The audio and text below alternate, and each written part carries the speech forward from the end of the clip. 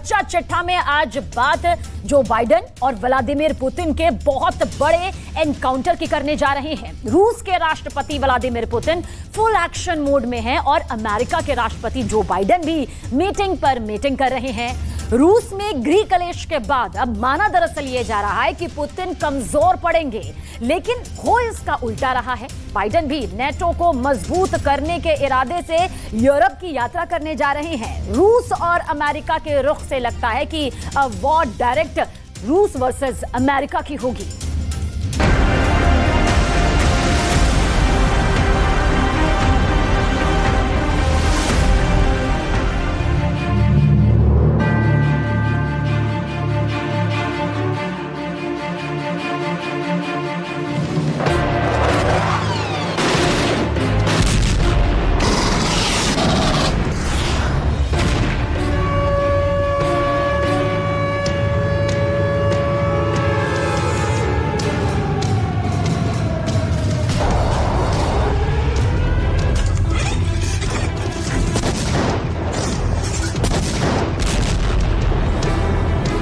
Wagner के विद्रोह के बावजूद आर्मी के जनरल की बगावत के बाद भी बाइडेन के ज़ेलेंस्की को हथियारों की नई खेप पहुंचाने के बीच यूक्रेन का जलना लगातार जारी है।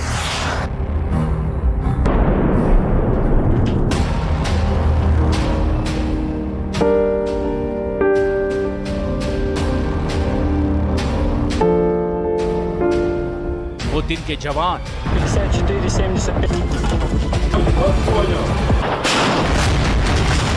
पुतिन की मिसाइलें और पुतिन के गोले यूक्रेन को लहूलुहान कर रहे हैं। इस वक्त यूक्रेन पर रूस की आर्मी जबरदस्त धावा बोल रही है। कहा जा रहा है कि पिछले 3 महीने में ऐसा भीषण संग्राम नहीं हुआ।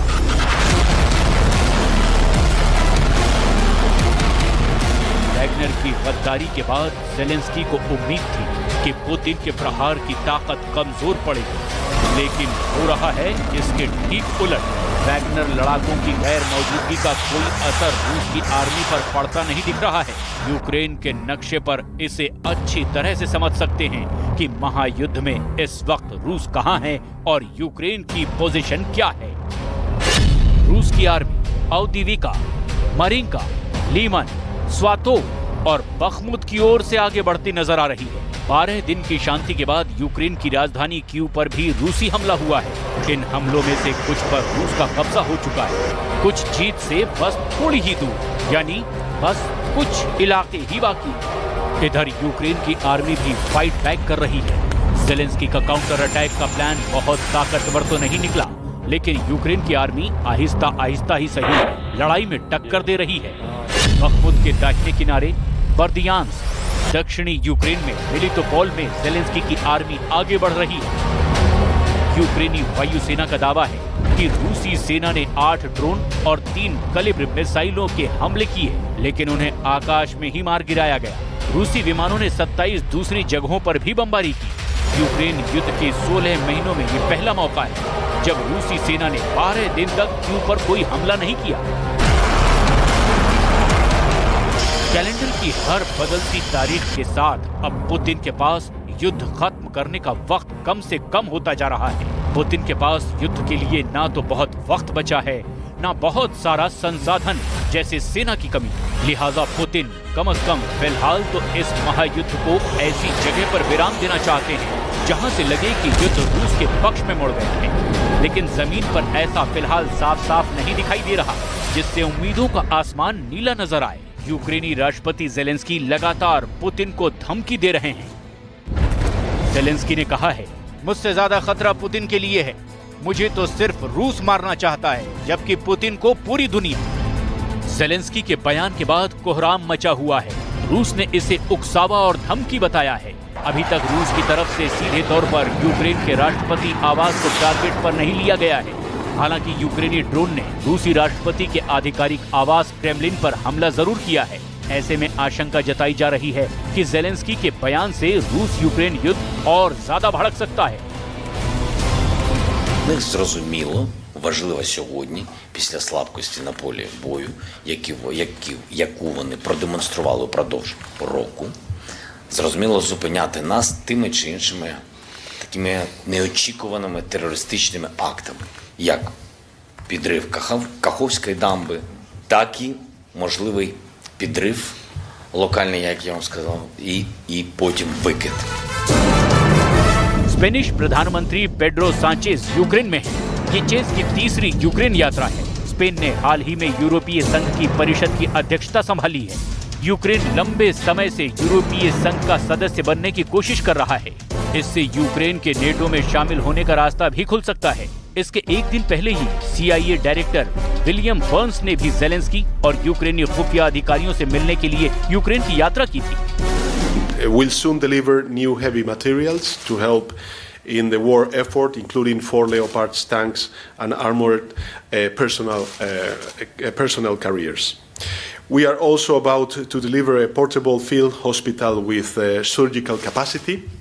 This element should enhance Ukraine's capacity to heal wounded soldiers and civilians near the front line.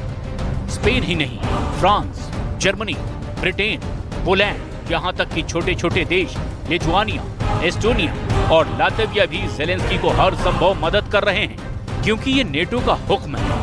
वही नेटो जिसकी शक्ति ही ज़ेलेंस्की के अब तक बचे रहने का कारण बनी हुई है। इसी नेटो की ताकत को और बढ़ाने के लिए अमेरिका के राष्ट्रपति जो बाइडेन यूरोप की यात्रा पर जा रहे हैं। व्हाइट हाउस ने बाइडेन की यात्रा का बाकायदा पूरा शेड्यूल छापा है। 9 से 13 जुलाई के बीच होगी ये यात्रा। सबसे पहले नेटो सम्मेलन में हिस्सा लेंगे बाइडेन, उसके बाद फिनलैंड जाएंगे और इसके बाद ब्रिटेन में बाइडेन के स्वागत की तैयारियां चल रही है। नेटो को इतनी मजबूती की जरूरत क्यों पड़ रही है, इसकी पूरी डिटेल भी आगे आपको दिखाएंगे।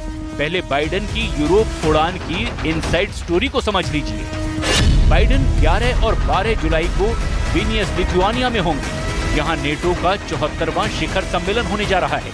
लिथुआनिया रूस का पड़ोसी देश है, जहाँ नेटो का सम्मेलन हो रहा है। यानी विनियस से मॉस्को की दूरी सिर्फ 943 किलोमीटर है। लिथुआनिया ज़ेलेंस्की को खुलकर सपोर्ट करने वाला देश है। नेटो के विस्तार को रोकने के लिए ही पुतिन ने ये जंग जारी रखी है। यूक्रेन के ज़ेलेंस्की जिद पर अड़े हैं कि वो अमेरिका और पश्चिमी देशों के साथ सैन्य समझौता कर नेटो का सदस्य बन जाएंगे और इस तरह उन्हें पुतिन से प्रोटेक्शन मिल जाएगा। लेकिन पुतिन रूस के पड़ोस में ही पश्चिमी ताकतों का जमावड़ा नहीं लगने देंगे, लिहाजा वॉर छिड़ा है और इस बीच ज़ेलेंस्की की नजर नेटो पर लगी है। На Вільнюському саміті дуже чіткий, зрозумілий сигнал, що Україна може стати і має право стати рівноправним членом НАТО після війни. Це і є запрошення щодо альянсу. Перший дуже практичний крок. Для нас було б це дуже важливо. ज़ेलेंस्की की पीठ थपथपाने के लिए जो बाइडेन कीव विजिट भी कर चुके हैं। पोलैंड से लेकर एस्टोनिया तक रूस को घेरने के लिए नेटो फोर्सेस की तैनाती भी कर चुके हैं। वॉशिंगटन DC से नेटो सम्मेलन के लिए निकलने से पहले ही बाइडेन ज़ेलेंस्की के लिए नए हथियार पैकेज का ऐलान भी कर चुके हैं और नेटो में नए शामिल हुए देश फिनलैंड की पीठ थपथपाने के लिए हेलसिंकी जा रहे हैं। फिनलैंड के साथ स्वीडन ने भी नेटो की सदस्यता के लिए अपील की है। आपको याद हो तो बाइडेन ने अपना शक्तिशाली B-1B बॉम्बर स्वीडन में उतारा है। हेलसिंकी से भी मॉस्को की दूरी आप जानेंगे तो समझ पाएंगे कि बाइडेन का नेटो को किस लेवल पर मजबूत कर पुतिन को घेरने का प्लान है। हेलसिंकी की दूरी मॉस्को से 1090 किलोमीटर है, यानी यहाँ से भी रूस पर परमाणु हमला करना बेहद आसान है। अमेरिका धीरे धीरे फिनलैंड में नेटो सैनिकों का जमावड़ा खड़ा करना चाहता है। बाइडेन की समझ साफ है कि यूक्रेन युद्ध में उनका देश यूक्रेन को हथियार दे सकता है, डॉलर दे सकता है, लेकिन भौगोलिक दूरी यूक्रेन को यूरोप से अमेरिका से ज्यादा जोड़ती है। लिहाजा बाइडेन अब की बार उन देशों की यात्रा पर निकल रहे हैं जो सीधे तौर पर यूक्रेन को पुतिन के मना करने के बावजूद भारी भरकम मदद पहुंचा रहे हैं।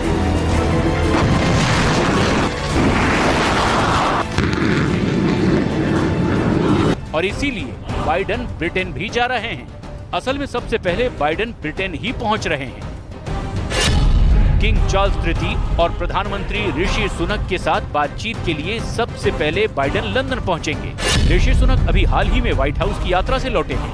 ब्रिटेन और अमेरिका महायुद्ध में जेलेंस्की को मदद करने के नाम पर सेम पेज पर हैं। दोनों यूक्रेन की हार में अपनी हार देखते हैं, क्योंकि दोनों चाहते हैं कि नेटो का विस्तार रूस के पड़ोस तक हो जाए तो विश्व व्यवस्था पर अमेरिका और पश्चिमी देशों का परचम फहराता रहेगा, वरना रूस जैसा देश चढ़ बैठेगा।